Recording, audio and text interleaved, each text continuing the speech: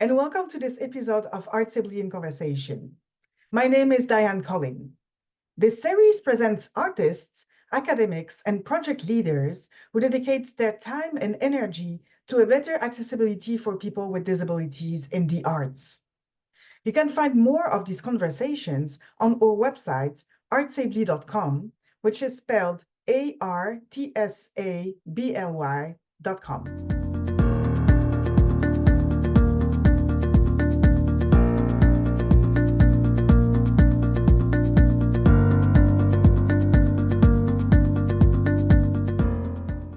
Today, Art Sibley is in conversation with Deshaymond, a singer, songwriter, and producer living in Atlanta. You can find the resources mentioned by Deshaymond during this episode on Art Sibley's website in the blog section.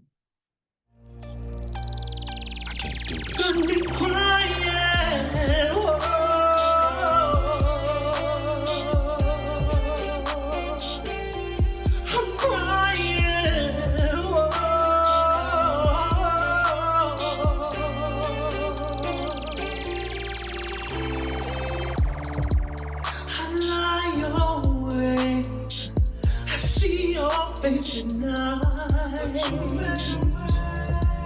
I call your name. Please hear my lonely cry, 'cause I endure the pain I feel when I sleep alone at night. I try so hard to free myself, but all I can do is cry, 'cause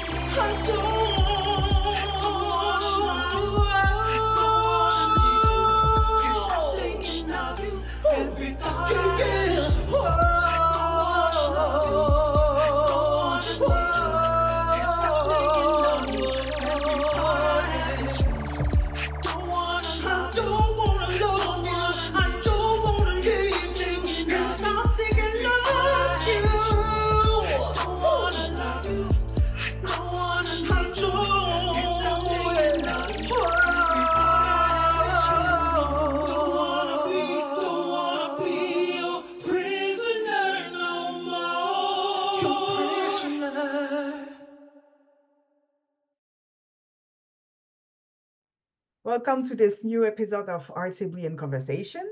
Today I am with Deshaymond, who is a singer, songwriter, and producer living in Atlanta.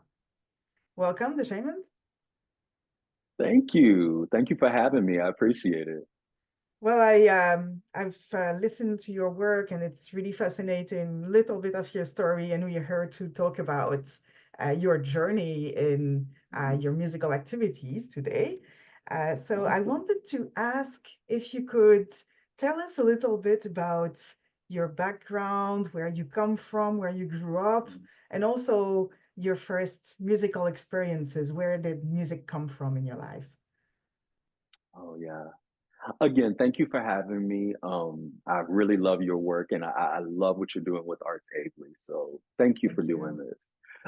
My name is Deshaymond. I'm originally from Lafayette, Louisiana, USA. And I this is kind of my music is my first act that I'm going back to. So like my second act in life, but my first act. I've been studying music since I was 5 years old, studying classical music since I was 5 years old, and just living in a neighborhood that studying classical is not necessarily, the thing that a lot of people do. It was a little bit hard. I didn't quite fit in. I was definitely one of those music nerds and all of that stuff. But you know, I did grow up doing that and fell in love with music. I started writing songs at a very young age, and I played a few instruments. One of my first instruments was the triangle. Then, you know, it became the cymbals and the wood block, and then, of course, everyone's first wind instrument is the recorder, right? Mhm. So I started playing that, and I moved up to playing flute and piccolo. So I play a few instruments, and I just love music. I went through high school competing and also college competing in music for voice and also instrumental music. And then, you know, life got real. Adulting became real, you know, and I had a career in corporate America uh, in payroll and HR. How boring, right, for an artist? But, you know, payroll and HR paid the bills while, you know, I was going through life and figuring it out. And I had some great opportunities there because I actually learned the business. I learned business as a whole, which helps me now in my career as an entrepreneur, a music entrepreneur. The music business is a whole new animal, but at least I have the business acumen now. In 2015, I lost my sight, my eyesight. It started deteriorating rapidly due to a condition I have called optic atrophy. And it just led me to make so many different life changes. And I kind of had to go and find myself again and find what really moved me, what I was really passionate about. And, you know, it led me back to music. It really showed me that I'm supposed to be doing this. And now I'm so in love with my career. I'm so in love with my art. I'm so in love with, you know, anything to do with music that I'm on fire for it. So that's kind of like the long story of who I am and how I came to be, you know, a music artist. So you were trained in classical with all these instruments, and Yes. percussive instruments and wind instruments and everything. And as a classical, did you do a lot as a classical musician, or was it just during your studies and then you It decided to go was another way? it was mostly during my studies. Um, I did it in high school and also in college, but my personal passion was always, you know, R&B, soul, pop music, you know, with a little bit of blues and southern soul and rock. So that was always my personal favorite. And I kind of leveraged everything I learned classically, both as a singer and, you know, just as a musician, and just kind of pour little bitty bits of classical into everything that I do, whether it's like vowel placement or it's how I hold a note or my vibrato or something. I try to put a little bit of my classical training in there while still trying to, you know, give soulful, because that's really where my heart is. Yes, and I could hear that in your last album, by the way. Thank you. Thank you. So can you talk about what you're doing now? This album, but also your producer. So how long did it take for you to produce this album? What were your challenges along the way? You know, it took me, I started working on this album years ago, actually. This album was supposed to be here years ago when I first did music in my early 20s, before corporate America and all of that stuff. But it was so good to go back and pick up those songs, dust them off, reimagine them, and, you know, bring it to life. I actually started re recording this album in 2021, December of 2021. I worked with my one of my great friends, Grammy nominated producer Super Mario. He helped me through it. Literally, he called me out of the blue and asked me to sing at his wedding, and I had not sang in years. And we just talked for hours. And I'm like, you know, Rich, I really don't know what I'm doing. You know, I don't have the corporate career anymore. I don't know what I need to do. And I'm like, if I decided to do music again, would you help me? And he said, in a heartbeat. and kind of the rest is history. Of course, I ended up performing at his wedding, and he had such a beautiful wedding, he and his lovely wife, Jacqueline. And we worked on this album. He came to Atlanta. I went to Houston. We just worked and worked and worked until we got it right.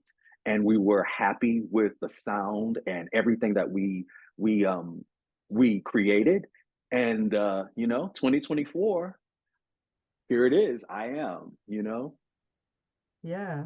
So tell us more about this album. I Am is, of course, my debut album. I hold it so close to my heart because it really is, to me, in my very, very humble opinion, a depiction of all of the little bitty parts of me that make me who I am, right? I'm a little bit sophisticated. I'm a little bit ratchet. I grew up in the gutter, but I'm also a classical musician. I also sing opera and classical music. So I think I'm a good balance of both. And that's what this album is. The songs are real stories that I've experienced in my own life. The instrumentation, the music, I tried to do, of course, some of the stuff in the DAW and use sounds that really sounded like real instruments mixed in with live instruments, which a lot of people don't do anymore. But I wanted it to have that authentic feel. And what I think I Am is, not only is it a depiction of who I am, but it's also human. It's a very human piece of music. I didn't want every song to be so perfect. You know how people record now, where they record line by line, and Mhm. every little thing is so prim and proper and perfect. I wanted to hear some rasp, and I wanted people to be able to hear when my voice broke. I wanted people to hear me emoting in a way. If I was gravelly that day, or if I wanted to just push really, really hard, I wanted them to hear every breath and all of that. So Rich and I, we didn't use any auto tune. We didn't use any of that. We left it as organic as possible while still trying to make sure it was polished. And this album, the way it sounds and the way it feels to me, I just want people to understand who I am and just really enjoy quality, human music, because everything is so mechanical and computerized now. We're not feeling, at least for me, I'm not feeling the emotion in it. So I really wanted to make an emotional album that really made people feel something. And I really hope I did it. Oh yeah, for my opinion is that you did. Thank you. Thank you, Diane. And Tell the we will world. post that for sure on RTP's website so that people can listen to it, and it's available everywhere now. It's available on Spotify and Apple Everywhere. Music.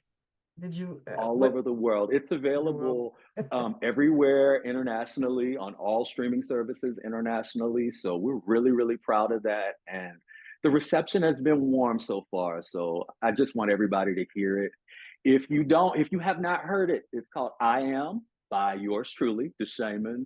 And it's a great body of work. So I'm such an album artist where I love the whole picture. Tell me a story. And I know people are moving away from that now, but I'm such an album artist. I love it. I grew up in the 90s, right? So where we had some of the greatest albums of all time in the 80s and 90s. So in my humble opinion. So I wanted to make something that kind of had a little bit of nostalgia and made people remember that. And it was a cohesive body of work. So yes, go stream it, please.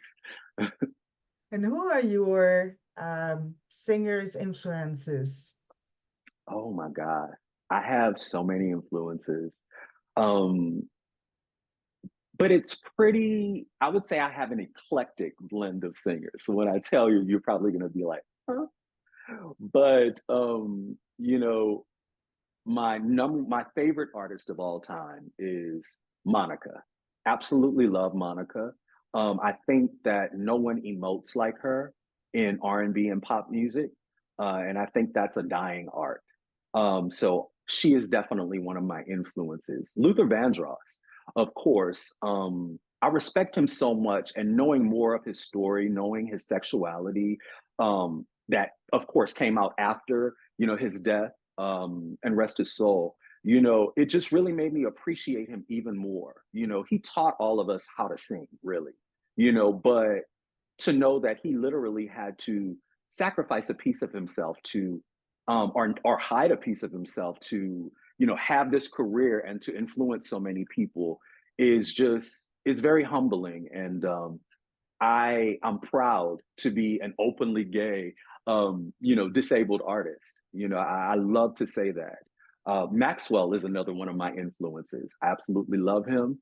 I think his cool and his smooth and his sexy and his sophistication is what I really, really try to emulate a little bit. A little bit of his falsetto, but definitely, you know, his smooth and the way he delivers. Lenny Kravitz is a huge inspiration to me. Um, I just remember how bold he was and still is, obviously, very sexy, but he's so himself. And there's nothing like his rock rasp, you know. There's nothing like that. So I love Lenny Kravitz. You know, Usher, Tevin Campbell, Brandy, you know, Whitney Houston. Literally, I remember being 6 and 7 years old and hearing Whitney Houston sing Miracle. I can't remember which album of hers that was off of, but I'm like, I want to hit those notes. And how does she just hold it like that? So Whitney Houston, her entire catalog is a lesson in breathing and power and tone and just goodness. So I don't know if there's a singer on this planet that has not been influenced by her in some way. You know, and the list can go on and on. Of course, you know, Stevie Wonder and Ray Charles. You know, I pull energy from them being a blind artist. You know, how operating as a blind person and still having to be on and be in front of people and you not knowing what's going on around you half of the time or you're not seeing people respond to you but it's a feeling, it's an energy. Mhm. So I definitely tap into them when I'm performing because I know what it's like now. I can almost feel what they felt like knowing that there's thousands of people looking at you but you know you can't see them and you have to imagine their faces and feel their energy. So so many great musicians. I can't even, you know, name them all, but yeah. When I'm thinking of Stevie Wonder and Ray Charles, it was this kind of energy that was so powerful that you could Yes, only react, right? You could only take it yes, and have this joy of receiving. And I think absolutely. our way as an audience to give up, to give back. I mean, Yes. it's really to send this energy back and to Hmm. feel it. And that's really, I always had this feeling with them. That's something that Yes.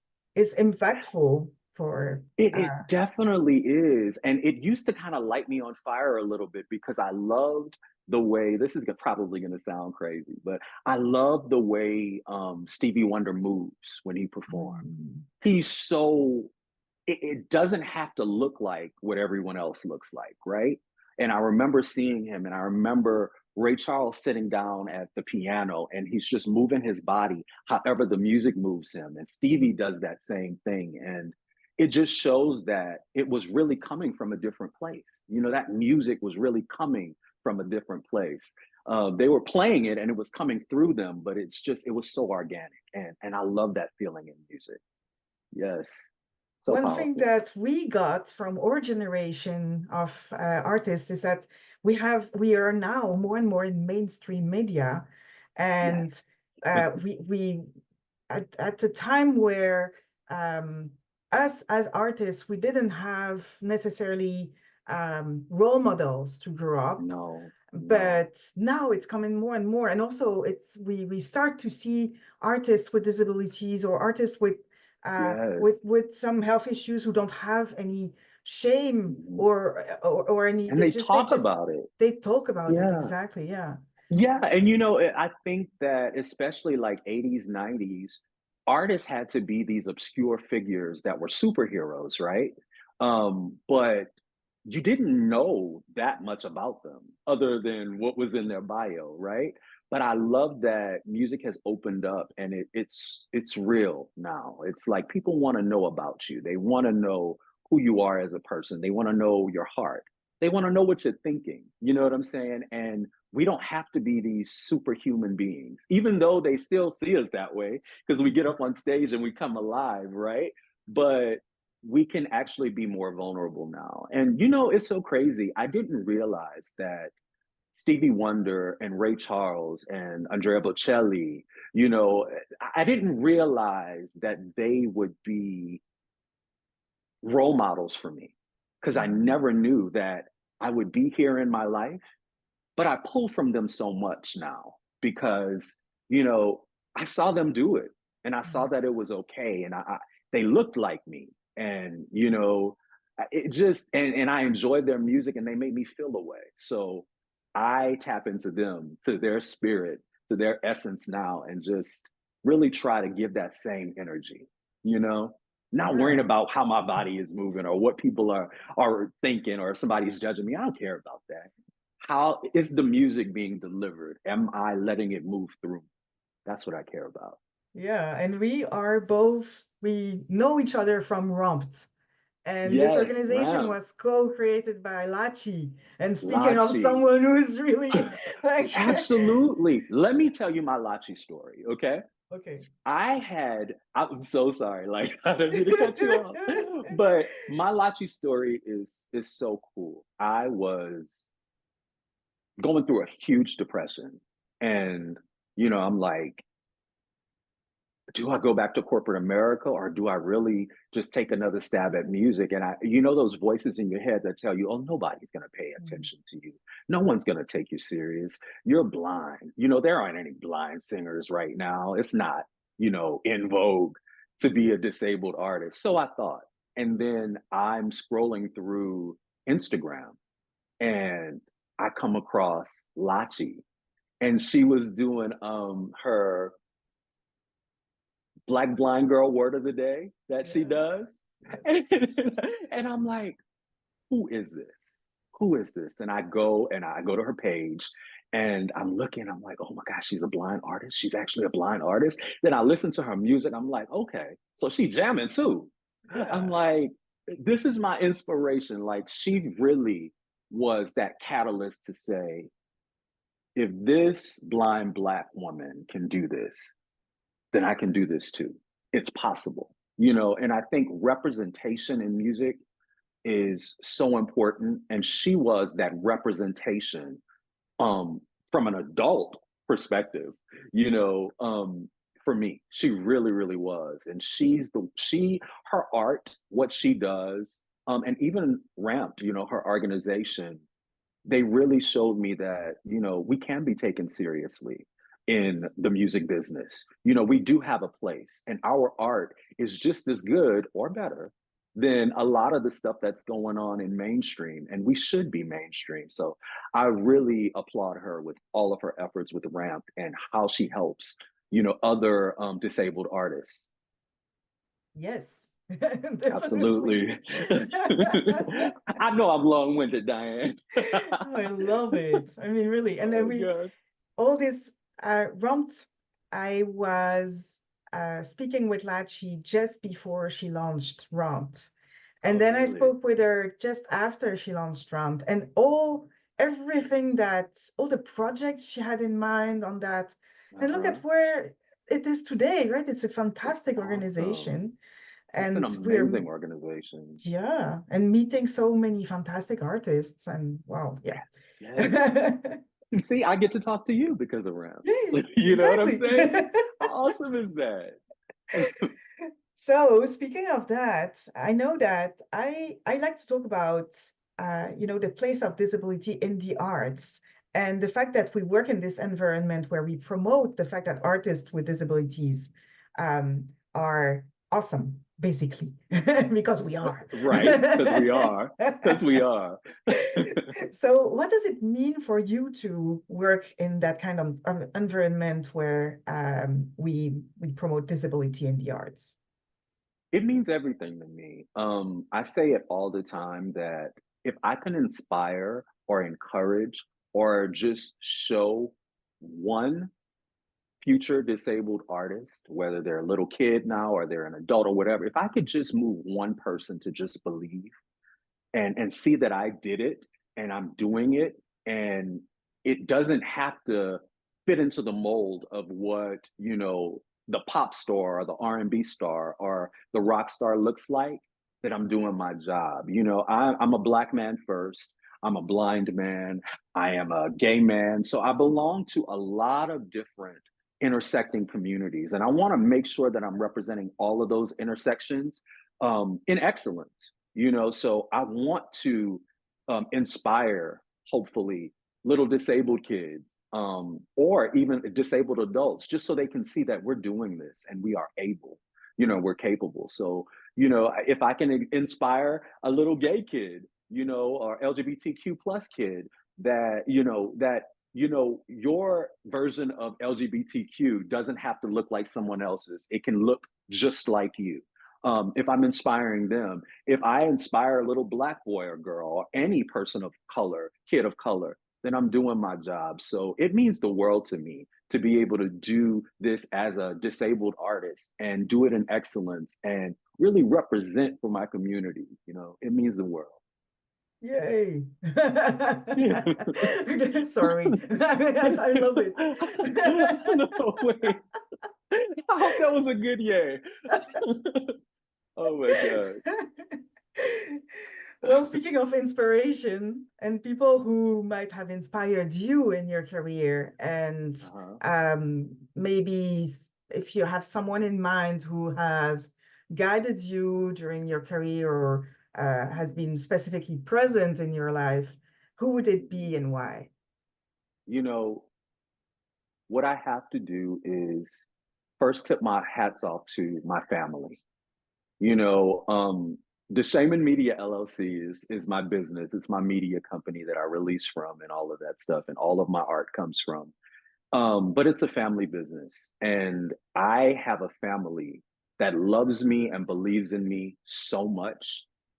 They inspire me to be the best me. Them just putting all of their time and energy and their love and, you know, the attention into my dream is it's such a blessing, and I know people don't always, you know, have that. So they inspire me, and they definitely influence me. But if it had to be on the arts side, from an artist standpoint, I think that most definitely Lachi is very high on that list. um, just in the short time that I've been in her presence, been acquainted with her, you know, it's so many things that she's just by watching her has opened me up to and provided me with. So hats off to her. Um, I love that I saw. I got to really see Ray Charles before losing my sight and Stevie Wonder because I remember their music videos and I remember their performance and I remember how infectious they were. And I think of those images that I saw that was so powerful to me as a little kid. And I try to put that into my live performance. And I want to make people feel like that. So those three artists definitely, but also who taught me how to be an artist. And you know, I told you it was going to be multiple people, Diane. But you know, Monica, I have to say her because she is the epitome of being real for me. You know, when I first saw her first music video or heard her on the radio, I remember just saying, she sounds like my cousin. She sounds like the girls in the neighborhood. She sounds like my sisters. You know, she sounds like those people. And then when I saw her, how beautiful she was, but she was just a Black girl, just twisting her neck and being everything she was and confident. Like I pull from her confidence. She taught me how to be organic as an artist and not care what people thought. You know, you heard my album, so you know I say whatever I want to say. You know, she taught me how to do that and stand up in it, but still do it with sophistication and class, and still do it at a very, very high level. You know, she really did. Watching her, listening to her, her interviews, and all of that stuff. She taught me how to do what artists do, like the interviews for that matter. Like she taught me how to do that. by watching her. So yeah, those artists are who inspired me. Wow. Yes. Well, thank you so much for this conversation. And I wish you all the best for all your future projects, future albums, future singles, and all Yeah. everything that will come. Thank you so much, Diane. Thank you for having me, and big ups to Arts Aidly. I love what you do with that organization. Keep it going. Thank you. Have a great day. You too. Bye.